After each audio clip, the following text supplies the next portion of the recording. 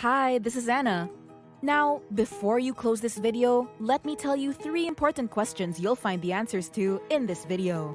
First, you'll learn what is co-living, because there's more to it than placing people together in a house. Then we'll cover who thrives in co-living. After all, life is not just about where you want to be, it's more so about finding a place you belong. And last, I'll share how do we make it work.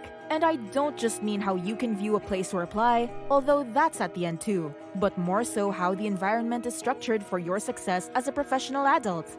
We are Community Room Rental, the region's premier shared living company. We are a co-living company that focuses on renting rooms to professionals in town. It's based on the premise that most people that find us are ultimately looking for a balance. You want something economical, which is how people first find us, but then you also want to make sure you're surrounded by quality people. Because of course, if you want to find economics when living somewhere, you have to take on roommates.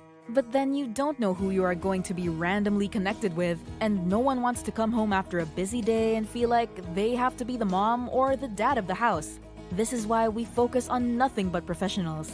This is the first pillar of our success. Professionals, or more simply, driven people who get up every day and make it happen, are the first building block to quality co-living. Blue collar or white collar, doesn't really matter, because true professionals are all the same. They are driven, purposeful people who get up every day and make life happen. They have goals and dreams they are going after and don't have time for house drama or shenanigans. And people who are professionals have something in common. They appreciate the value of other quality people around them. As you often learn on the road to adult life is that you want to surround yourself with other driven, purposeful people. Friends you had 10 or so years ago, you aren't friends with any longer because their lack of drive or ambition pulls you down.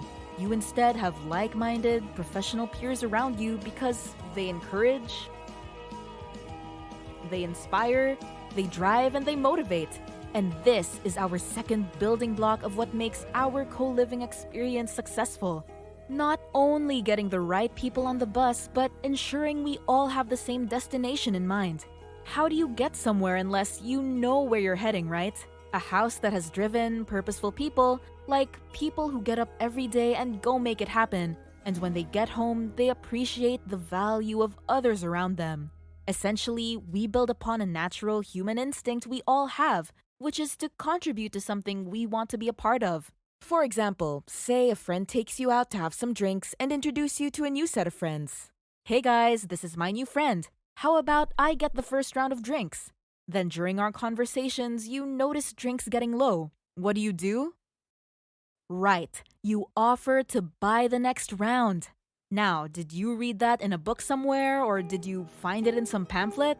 No, because everybody instinctually knows that when we want to be a part of something that is quality, we look for ways to contribute.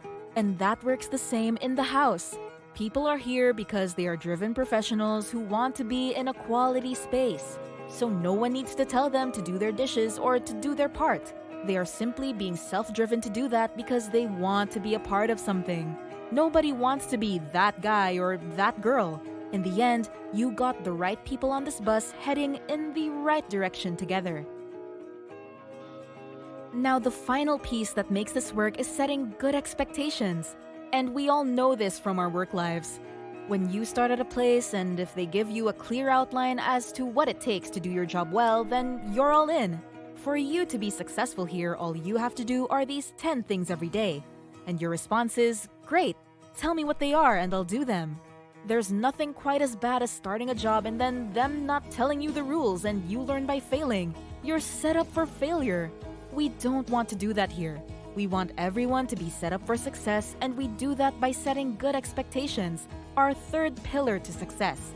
There are a set of rules built into the lease that tell everyone what we mutually agree upon in advance on how we will, number 1, take care of the house together, and number 2, how we will take care of each other together. A good example of that is the kitchen, where most roommate situations start to unravel. People usually just say, "Hey, we agree we are going to keep the kitchen clean, right? Great, done." Problem is that your definition of clean is not mine and vice versa. Not that one is right and the other is wrong, they're just different.